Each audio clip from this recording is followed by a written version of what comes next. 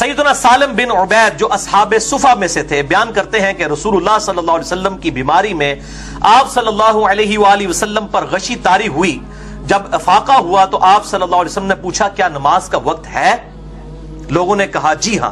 تو آپ صلی اللہ علیہ وسلم نے فرمایا بلال کو کہو وہ اذان دے اور ابو بکر کو کہو کہ وہ نماز پڑھائیں. پھر آپ صلی اللہ علیہ وسلم پر دوبارہ غشی طاری ہو گئی. جب افاقہ ہوا تو آپ صلی اللہ علیہ وسلم نے فرمایا کیا نماز کا وقت ہو گیا؟ لوگوں نے عرض کی، ازواج مطہرات نے کہا جی ہاں. آپ صلی اللہ علیہ وسلم نے فرمایا بلال کو کہو اذان دیں اور ابو بکر کو کہو نماز پڑھائیں. سیدہ عائشہ نے کہا یا رسول اللہ میرا باپ ابو بکر بڑے رقیق القلب ہیں، وہ آپ کی جگہ جب مصلی پہ کھڑا ہوں گے تو وہ اس کو برداشت نہیں کر سکیں گے، نماز نہیں پڑھا سکیں گے، روئیں گے کہ یہ دن بھی ہم نے دیکھنا تھا. تو آپ صلی اللہ علیہ وسلم کسی اور کی ڈیوٹی لگاتے ہیں. تو آپ صلی اللہ علیہ وسلم کو غصہ آیا. آپ نے فرمایا اپنی بیویوں سے تم ان عورتوں کی طرح ہو جو یوسف کو دیکھنے کے لیے جمع ہوئی تھی. دیکھیں اتنا آپ کو غصہ آیا اپنی بیویوں پہ کہ میں جب کہہ رہا ہوں تو پھر تم لوگ یہ آگے سے آرگومنٹ کیوں کر رہی ہو؟ ابو بکر کو کہو نماز پڑھائیں. پھر آپ صلی اللہ علیہ وآلہ وسلم نے دوبارہ کہا بلال کو کہو اذان دیں، ابو بکر کو کہو نماز پڑھائیں. پھر سیدنا بلال کو اذان کہنے کا کہا گیا اور سیدنا ابو بکر صدیق رضی اللہ تعالیٰ عنہ علیہ السلام نے نماز پڑھائی. جب جماعت کھڑی ہو گئی تو آپ صلی اللہ علیہ وسلم نے فرمایا کیا جماعت کھڑی ہو گئی ہے؟ ازواج مطہرات رضی اللہ عنہن وعلیہم السلام نے کہا جی ہاں. تو آپ صلی اللہ علیہ وسلم نے فرمایا میرے لیے کوئی ایسا آدمی دیکھو جس کا سہارا لے کر میں جا سکوں. پھر سیدنا بریرہ رضی اللہ تعالیٰ عنہ اور ایک اور شخص سیدنا علی بن ابی طالب رضی اللہ تعالیٰ عنہ، دوسری روایتوں میں آتا ہے، ان کے سہارے سے آپ صلی اللہ علیہ وسلم جو ہے وہ تشریف لے گئے مسجد میں. سیدنا ابو بکر صدیق کو دیکھا کہ وہ صحابہ کو نماز پڑھا رہے ہیں تو آپ صلی اللہ علیہ وسلم ان کی جانب آگے بیٹھ گئے. سیدنا ابو بکر یہ دیکھ کر مصلی سے پیچھے ہٹے. آپ صلی اللہ علیہ وسلم نے ان کو روک دیا یہاں تک کہ نماز سے فارغ ہو گئے. آپ صلی اللہ علیہ وسلم نے ان کے پیچھے نماز نہیں پڑھی. نماز صرف ایک شخص کے پیچھے ہی آپ نے پڑھی ہے، عبد الرحمن بن عوف رضی اللہ تعالیٰ عنہ. وہ صحیح مسلم میں حدیث ہے. اس روئے عرض پہ اور کوئی شخص ایسا نہیں جس کے پیچھے آپ صلی اللہ علیہ وسلم نے کبھی نماز پڑھی ہو یا کسی نبی نے کسی امتی کے پیچھے پڑھی ہو سوائے عبد الرحمن بن عوف کے. صحیح مسلم میں حدیث موجود ہے. پھر جب نبی صلی اللہ علیہ وسلم اس دنیا سے رخصت ہو گئے تو سیدنا عمر نے فرمایا میں کسی شخص کو نہ دیکھوں کہ وہ یہ کہے کہ رسول اللہ فوت ہو گئے، میں اپنی تلوار سے اسے قتل کر دوں گا. یہ بخاری میں الفاظ نہیں تھے، یہ سنن نسائی الکبریٰ میں ہے. اس پہ لوگ خاموش ہو گئے کیونکہ وہ ان پڑھ قوم تھی. اس سے پہلے ان میں کوئی نبی مبعوث ہی نہیں ہوا تھا، اس لیے ان کو یہ تجربہ نہیں تھا کہ نبی بھی فوت ہو سکتا ہے. لوگوں نے کہا اے سالم نبی صلی اللہ علیہ وسلم کے صحابی ابو بکر کو بلاؤ. میں ان کی طرف نکلا، میں نے مسجد میں ان کو پایا. انہوں نے فرمایا کیا رسول اللہ وفات پا چکے صلی اللہ علیہ وسلم؟ میں نے کہا کہ سیدنا عمر ابن خطاب کہہ رہے ہیں کہ میں کسی کو یہ کہتے ہوئے نہ سنوں کہ رسول اللہ فوت ہو گئے ورنہ میں اسے قتل کر دوں گا صلی اللہ علیہ وآلہ وسلم رضی اللہ تعالیٰ عنہ وعلیہ السلام. انہوں نے میری کلائی پکڑی اور چل پڑے یہاں تک کہ آپ صلی اللہ علیہ وسلم کی میت مبارک کے پاس گئے. آپ صلی اللہ علیہ وسلم پر جھکے، آپ صلی اللہ علیہ وسلم کے رخ انور کو چھوا اور بوسہ دیا، یہاں تک کہ انہیں یقین ہو گیا کہ آپ صلی اللہ علیہ وآلہ وسلم دنیا سے تشریف لے جا چکے ہیں. پھر سیدنا ابو بکر صدیق نے وہاں آیت تلاوت کی، سورہ الزمر آیت نمبر 30، انک میت و انہم میتون. اے نبی آپ کو بھی مرنا ہے اور آپ کے مخالفین کو بھی مرنا ہے. صحابہ کرام نے پوچھا اے رسول اللہ صلی اللہ علیہ وسلم کے ساتھی، اے یار غار سیدنا ابو بکر صدیق رضی اللہ تعالیٰ عنہ علیہ السلام، کیا رسول اللہ فوت ہو گئے ہیں صلی اللہ علیہ وآلہ وسلم؟ انہوں نے کہا ہاں. تو لوگوں نے جان لیا کہ صحیح بات یہی ہے. پھر صحابہ کرام نے پوچھا اے اللہ کے رسول صلی اللہ علیہ وسلم کے ساتھی، کیا رسول اللہ صلی اللہ علیہ وسلم کی نماز جنازہ بھی ادا کی جائے گی؟ کیونکہ بعض لوگوں نے کہنا جنازہ کوئی نہیں ہوا. تو سیدنا ابو بکر صدیق نے کہا جی ہاں. پھر صحابہ نے پوچھا ہم آپ کی نماز جنازہ کیسے ادا کریں؟ انہوں نے فرمایا لوگ اندر حجرے میں داخل ہوں، تکبیرات پڑھیں اور دعا کریں، پھر وہ باہر آ جائیں، پھر دوسرے لوگ جائیں، یعنی گروہ در گروہ داخل ہوں، امام کوئی نہیں ہوگا. یہ میں انشاءاللہ بتا بھی دیتا ہوں امام شافعی کا قول اس کانٹیکسٹ میں. صحیح بخاری میں 4 تکبیرات بھی ثابت ہیں میت کے اوپر اور صحیح مسلم میں 5 تکبیرات بھی، دونوں سنت ہیں. اہل تشیع صرف 5 تکبیرات والی سنت پہ عمل کرتے ہیں، اہل سنت 4 والی پہ بھی کرتے ہیں. اور شیخ زبیر علی زئی رحمہ اللہ تعالیٰ کے جنازے پر 5 تکبیرات کہی گئیں اور ہر تکبیر کے ساتھ رفع الیدین بھی کرنا ہے اور سلام آخر میں ایک طرف ہی پھیرنا ہے، دائیں طرف. بلند آواز سے بھی جنازہ ثابت ہے لیکن عمومی عمل آہستہ آواز کے ساتھ ہے، سرن. تو انشاءاللہ موقع ملا، ویسے تو میں نے بتا دیا نماز جنازہ کے اوپر ریسرچ پیپر اہل سنت پاک .com پر رکھا بھی ہوا ہے. صحابہ کرام نے پوچھا اے اللہ کے رسول صلی اللہ علیہ وسلم کے ساتھی کیا رسول اللہ صلی اللہ علیہ وسلم کو دفن بھی کیا جائے گا؟ انہوں نے کہا ہاں۔ صحابہ نے پوچھا کہاں تدفین ہوگی؟ انہوں نے کہا جس جگہ پر رسول اللہ صلی اللہ علیہ وسلم کی روح کو اللہ نے قبض فرمایا ہے، یعنی وہ چارپائی مبارک، وہاں پر اس چارپائی کے نیچے قبر کھودو، کیونکہ بلا شبہ رسول اللہ صلی اللہ علیہ وسلم کی روح کو پاکیزہ مکان میں قبض کیا گیا، تو لوگوں نے جان لیا کہ صحیح بات یہی ہے۔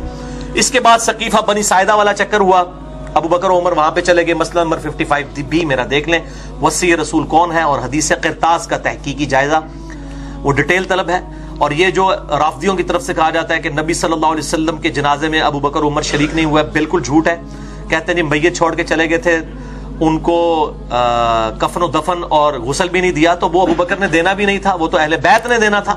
سیدنا ابو بکر نے خود بھی کہا کہ اہل بیت دیں۔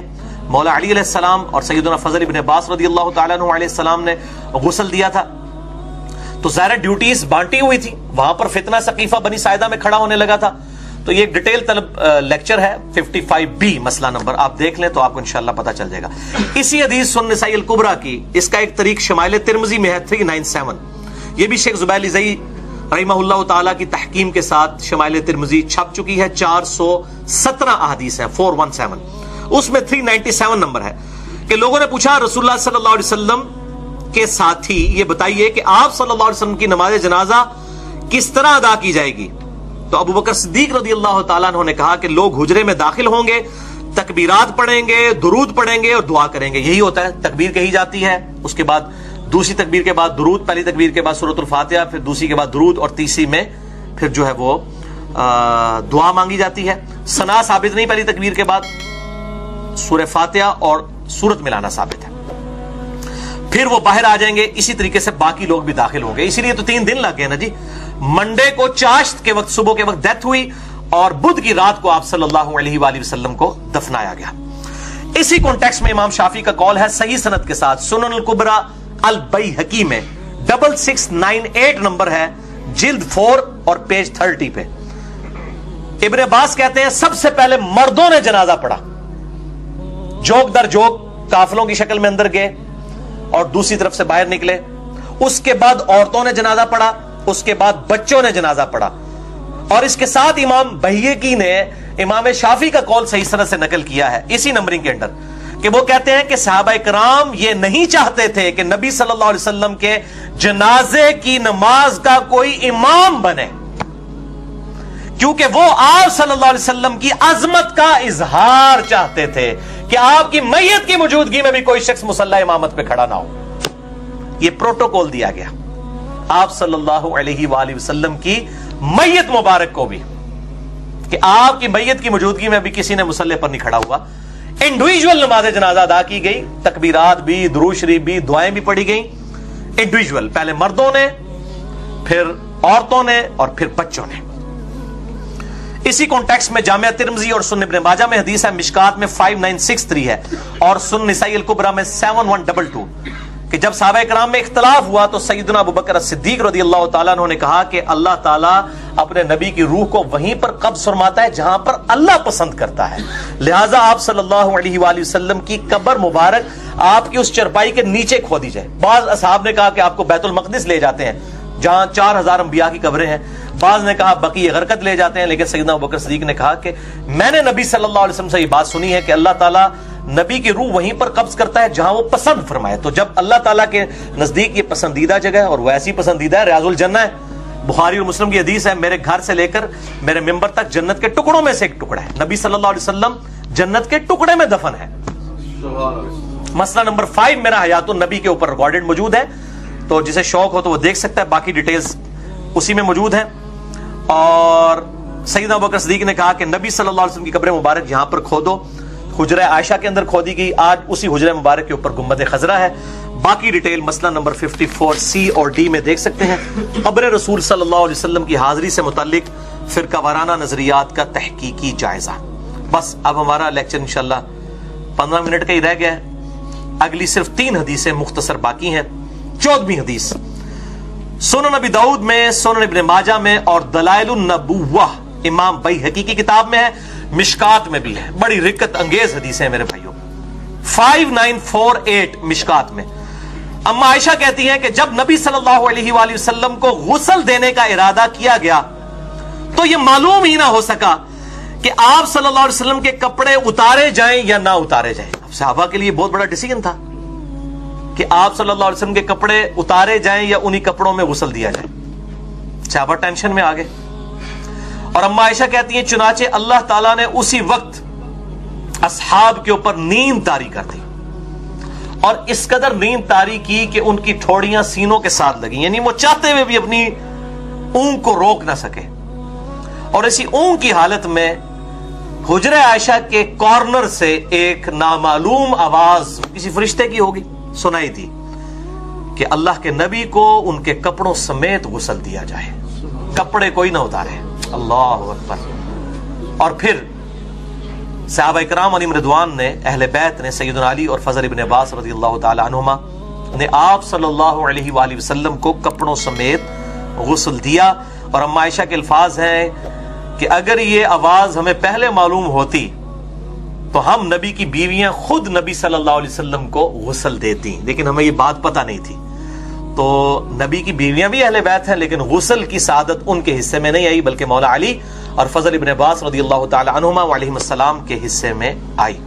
بلکہ سنن ابن ماجہ میں ایک حدیث ہے 1467 المستدرک للحاکم میں بھی موجود ہے. امام حاکم نے بھی صحیح کہا، امام ذہبی نے بھی موافقت کی، شیخ البانی نے بھی صحیح کہا کہ مولا علی رضی اللہ تعالیٰ عنہ کہتے ہیں کہ نبی صلی اللہ علیہ وسلم کو جب میں نے غسل دیا تو آپ صلی اللہ علیہ وسلم کے جسم پہ میں نے ہاتھ پھیرا، جس طرح وہ پیٹ پہ پھیرا جاتا ہے نا، تو کہتے ہیں کہ اللہ کی قسم نبی صلی اللہ علیہ وسلم اپنی زندگی میں بھی پاک تھے اور وفات کے بعد بھی پاک تھے، آپ کے جسم مبارک سے کوئی چیز نہیں نکلی.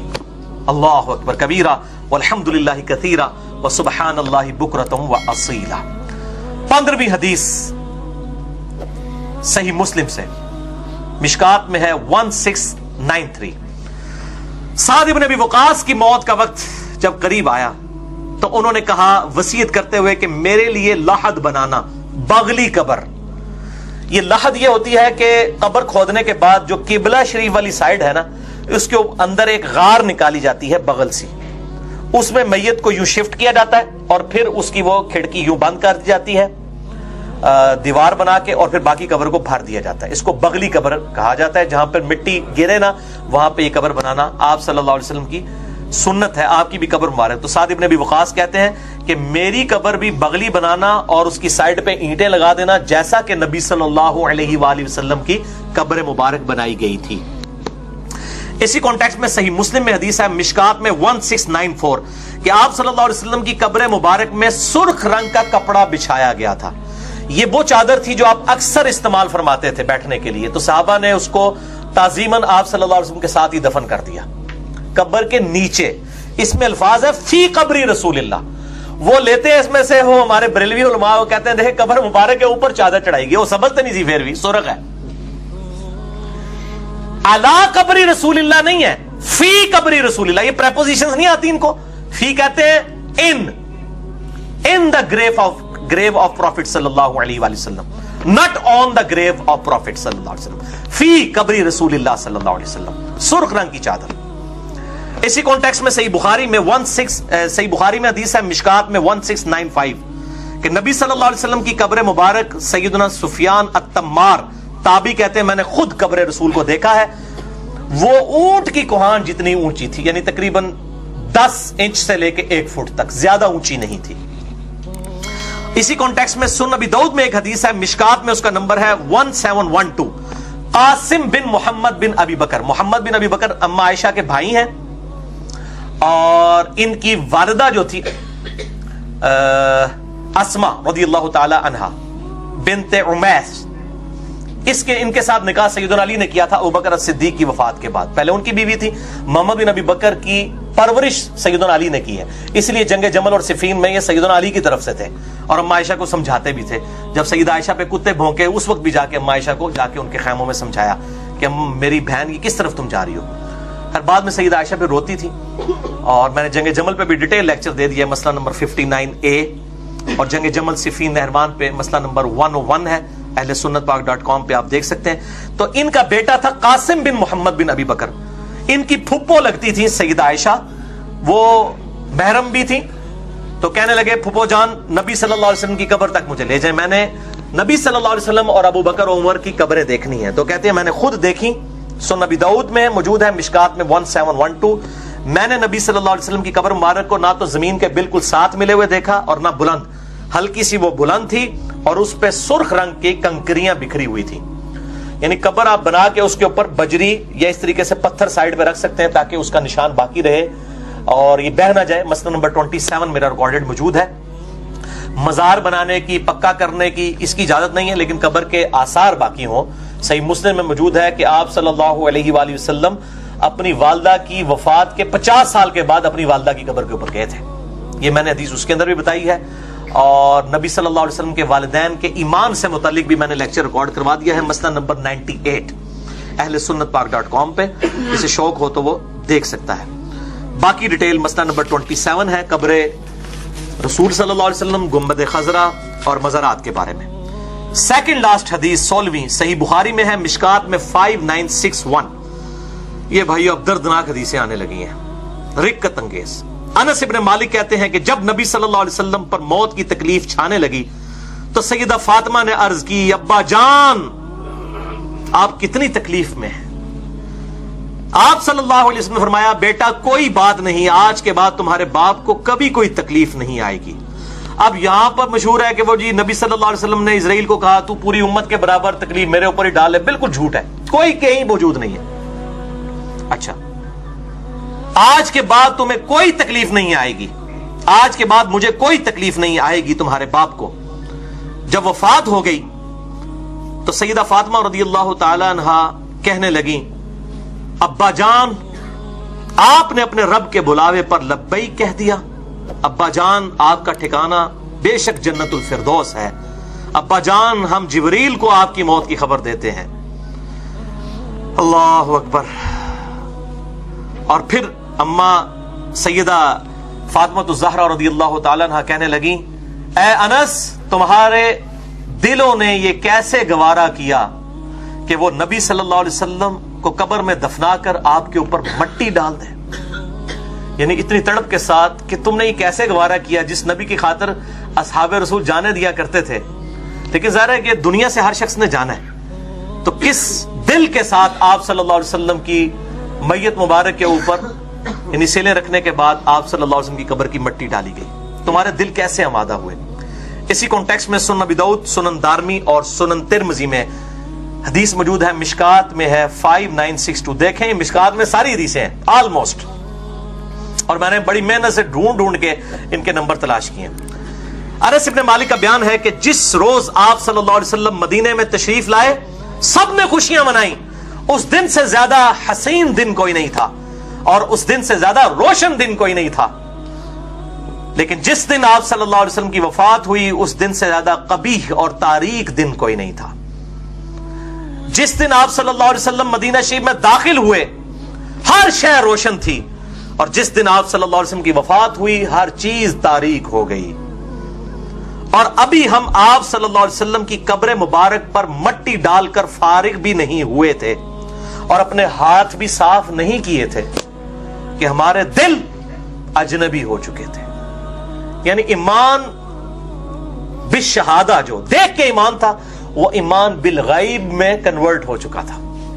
यानी अब उनके लिए भी गैब का ईमान था, आप रसूलुल्लाह को दोबारा नहीं देख सकते थे, कोई शख्स भी नहीं देख सकता था। तो कहते हैं हमारे दिल अजनबी हो गए। यानी नबी की मौजूदगी दुनिया में बहुत बड़ा एसेट होती है। नबी के जाने के बाद ज़ाहिर है उस तरीके से फिर यूनिटी नहीं रहती, और वही आपने देखा कि 30 साल के बाद वो चीजें बिखर गई। फिर अल्लाह अकबर, हमारे दिल अजनबी हो गए। बाकी डिटेल जिसे चाहिए तो उमर सीरीज देखें कतर वालों की, 30 एक साथ के ऊपर अरबी में इंग्लिश सब टाइटल के साथ, और इंशाल्लाह उम्मीद है उर्दू में भी आ जाएगी। नबी सल्लल्लाहु अलैहि वसल्लम की बेसत से 6 साल पहले से लेकर सैयदना उमर की शहादत तक पूरी की पूरी बायोग्राफी आप सल्लल्लाहु अलैहि वसल्लम की फिल्माई गई है। आपको नहीं दिखाया, लेकिन सैयदना उमर को सेंटर्ड करते हुए वो सारी चीजें, जिसे शौक हो तो वो जरूर देखें। आखिरी हदीस 17वीं सही मुस्लिम से है, मिशकात में है 5967, इंतहाई रिक्कत अंगेज। अनस इब्न मालिक का बयान है कि रसूलुल्लाह सल्लल्लाहु अलैहि वसल्लम की वफात के बाद सैयदना अबू बकर as-सिद्दीक रदियल्लाहु ताला अन्हु وعلیہ السلام سیدنا عمر سے کہنا شروع ہوئے کہ عمر چلو ام ایمن کے پاس چلتے ہیں. نبی صلی اللہ علیہ وسلم کی رشتے میں پھپھو لگتی تھی اور بوڑھیا خاتون تھی. آپ صلی اللہ علیہ وسلم اکثر ان بوڑھی اماں کے پاس جایا کرتے تھے, ام ایمن. تو ہم بھی اس سنت پہ عمل کرتے ہیں کہ ام ایمن کے پاس چلے جاتے ہیں. سیدنا ابوبکر نے سیدنا عمر سے کہا, سیدنا عمر وہاں پر گئے. ابو بکر عمر رضی اللہ تعالیٰ عنہ نے جا کر کہا کہ اے اما جان ام ایمن, نبی صلی اللہ علیہ وسلم بھی اکثر آپ کے پاس آتے تھے, آج ہم بھی اس سنت پہ عمل کرتے ہوئے آپ صلی اللہ علیہ وسلم کی وفات کے بعد آپ کو ملنے کے لیے آئے ہیں, یعنی آپ اپنے آپ کو اکیلا تصور نہ کریں. تو سیدہ ام ایمن رضی اللہ تعالیٰ عنہا وعلیہ السلام رو پڑی. تو سیدنا ابو بکر عمر نے کہا کہ اماں کیوں روتی ہو, رسول اللہ تو جنت الفردوس میں پہنچ چکے ہیں, اس دنیا سے بڑھ کر بہتر جگہ اللہ کے نبی صلی اللہ علیہ وسلم کو اللہ نے عطا فرما دی ہے. تو ام ایمن رضی اللہ تعالی عنہا کہنے لگیں کہ واللہ مجھے معلوم ہے کہ نبی صلی اللہ علیہ وسلم جنت الفردوس میں ہے, میں آپ صلی اللہ علیہ وسلم کی وفات پہ نہیں رو رہی, 3 دن سے زیادہ ظاہر غم نہیں ہو سکتا, یہ تو حضرت ابوبکر کے دور کی بات ہے. واللہ میں اس لیے رو رہی ہوں کہ اب قیامت تک آسمان سے اللہ تعالیٰ کسی انسان کے ساتھ کلام نہیں کرے گا, وحی کا سلسلہ منقطع ہو چکا ہے. یہ جو اسپیکٹ ہے میرے بھائیوں کہ اب قیامت تک اللہ تعالیٰ نے کسی انسان کو یہ نہیں بتانا کہ کیا چیز غلط ہے اور کیا چیز صحیح ہے. نبی صلی اللہ علیہ وسلم کی ختم نبوت کی وجہ سے قیامت تک کے لیے اب اللہ تعالیٰ نے اپنا اس طرح کا رشتہ اس دنیا سے الگ کر لیا ہے. اب کسی انسان کے ساتھ, وہ خواہ کتنا ہی بڑا کیوں نہ ہو, کوئی صحابی کیوں نہ ہو, اللہ تعالیٰ کسی کے ساتھ کلام نہیں کرے گا.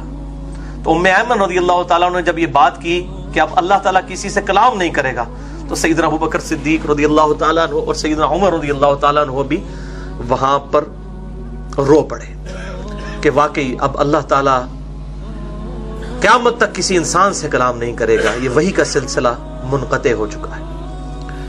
بہرحال ہماری خوش نصیبی ہے کہ ہمارے محبوب صلی اللہ علیہ وسلم کا دین قیامت تک کے لیے محفوظ ہے. یہ آخری کتاب آپ صلی اللہ علیہ وآلہ وسلم کی وصی ہے, یہ قیامت تک کے لیے امت کو دے کر گئے, سنت چھوڑ کر گئے, اہل بیت کا احترام, ان کی محبت چھوڑ کر گئے. اصحاب کی تعلیمات الحمدللہ محفوظ حالت میں قرآن و سنت میں موجود ہیں. پہلی حدیث بڑی مشہور ہے, صحیح بخاری اور صحیح مسلم کی متفق علیہ حدیث ہے, مشکات میں ہے 6138. اما عائشہ رضی اللہ تعالیٰ عنہ کا بیان ہے کہ ہم ازواج مطہرات آپ صلی اللہ علیہ وسلم کی خدمت میں حاضر تھیں, اتنے میں سیدہ فاطمہ الزہرا رضی اللہ تعالیٰ عنہ وہاں پر آئیں.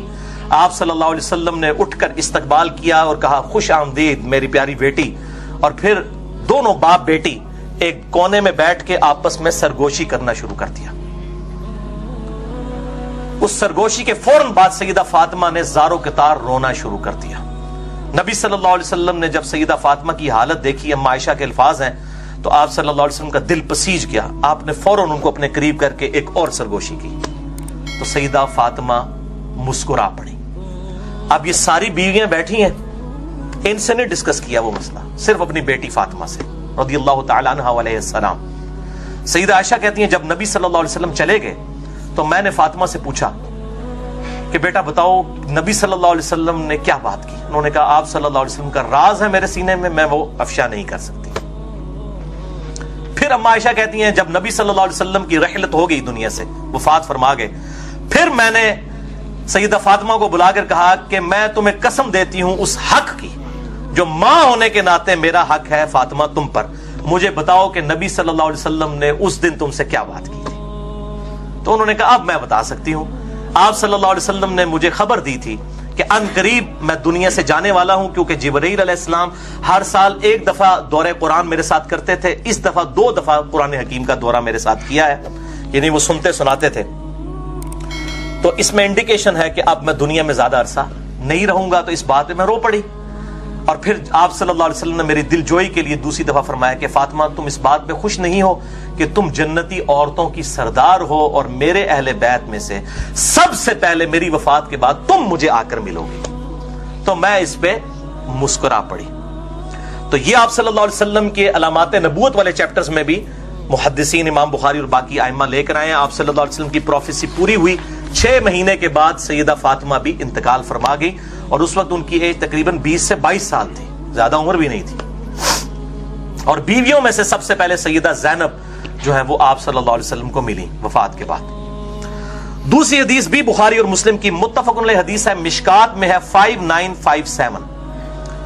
ابو سعید خدری رضی اللہ تعالیٰ عنہ کہتے ہیں کہ نبی صلی اللہ علیہ وسلم ایک دن منبر پر چڑھے اور آپ صلی اللہ علیہ وسلم نے ایک بلیغ خطبہ دیا اور اس میں آپ نے کہا کہ اللہ تعالیٰ نے ایک بندے کو اختیار دیا کہ چاہے تو دنیا کی نعمتوں سے لطف اندوز ہو, چاہے آخرت کو اختیار کرے. تو اس بندے نے پھر دنیا کی نعمتیں چھوڑ دیں اور آخرت کو اختیار کر لیا.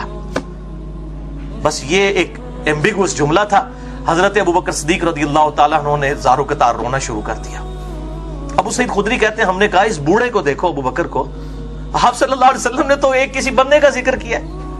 ان کو کیا پتا تھا کہ ابو بکر کا انٹلیکچوئل لیول کیا ہے. بچپن سے ساتھی, آپ صلی اللہ علیہ وآلہ وسلم کی عادتوں کو سمجھنے والے.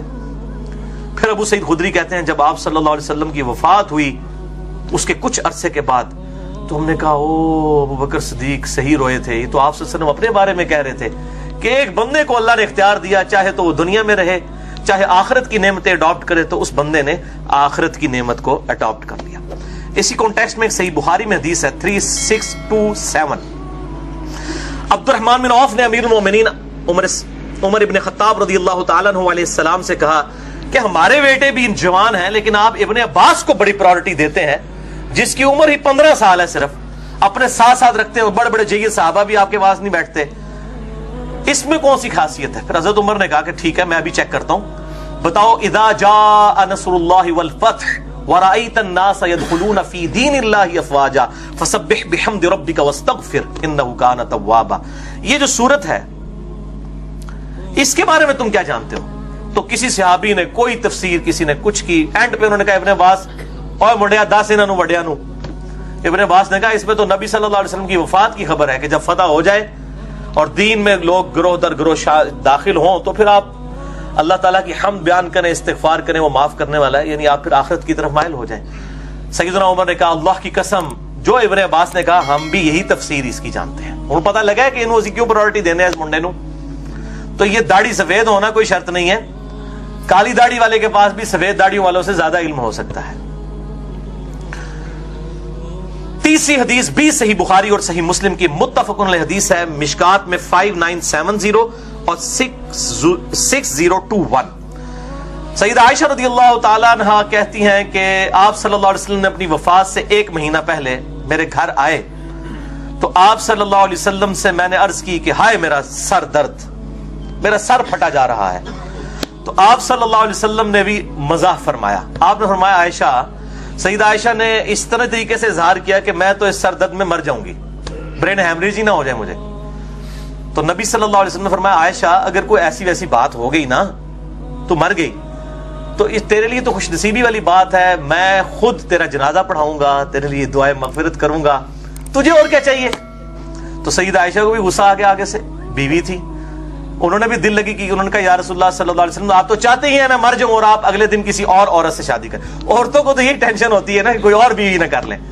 پھر آپ صلی اللہ علیہ وسلم فرمایا نہیں عائشہ میرا سر بھی درد کر رہا ہے. اور اس میں جو اہل علم لوگ ہیں وہ کہتے ہیں یہ محبت تھی میاں بیوی کی کہ دونوں کا بیک وقت سر درد کر رہا تھا, یہ محبت تھی. اور پھر سیدہ عائشہ رضی اللہ تعالیٰ عنہ سے آپ صلی اللہ علیہ وسلم نے فرمایا کہ عائشہ میں نے ارادہ کیا کہ میں ابو بکر کو بلاؤں اور تیرے بھائی عبد الرحمن بن ابی بکر کو بلاؤں اور میں ان کو ایک تحریر لکھ دوں.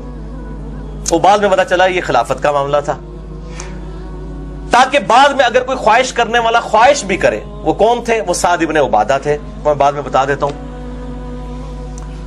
پھر میں نے ارادہ کیا کہ تحریر نہ لکھواؤں, اللہ تعالی اور میرے اصحاب میری امت ابو بکر کے علاوہ کسی اور پر راضی نہیں ہوں گے. تو میں نے اس تحریر کو کے ارادے کو ترک کر دیا.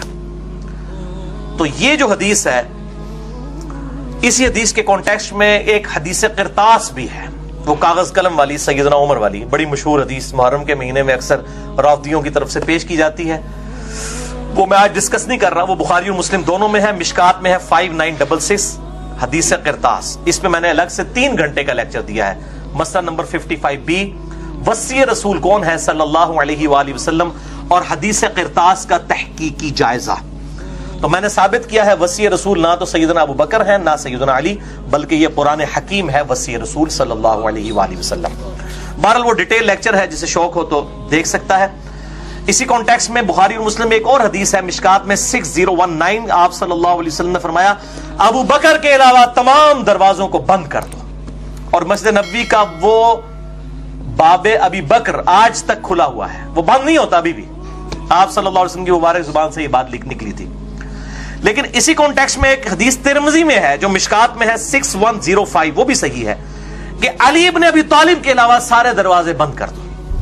تو وہ بعض لوگ پھر اس سے رزلٹ نکالتے ہیں یہ، اور وہ کہتے ہیں اس میں حضرت علی کے لیے اشارہ ہے، اس میں ابو بکر کے لیے. تو میں نے ثابت کیا ہے کہ وصی رسول قیامت تک کے لیے ہونا چاہیے، اور وہ کوئی انسان نہیں ہو سکتا تھا، وہ اللہ تعالیٰ کی کتاب ہے قرآن حکیم. میں نے بخاری اور مسلم سے اس کو ثابت کیا ہے. مسئلہ نمبر 55B دیکھ سکتے ہیں جسے بھی شوق ہو. چوتھی حدیث جامع ترمذی، سنن ابی داؤد اور سنن ابن ماجہ میں ہے، مشکات میں 165. ارباز بن ساریہ رضی اللہ تعالیٰ عنہ کہتے ہیں آپ صلی اللہ علیہ وآلہ وسلم نے اپنی وفات سے کچھ دن پہلے ایک بلیغ خطبہ دیا کہ ہر آنکھ اشک بار تھی. ایک صحابی نے کھڑے ہو کر کہا یا رسول اللہ صلی اللہ علیہ وسلم، لگتا ہے کہ آپ کا یہ الوداعی خطاب ہے، تو آپ ہمیں کوئی وصیت کر دیجئے.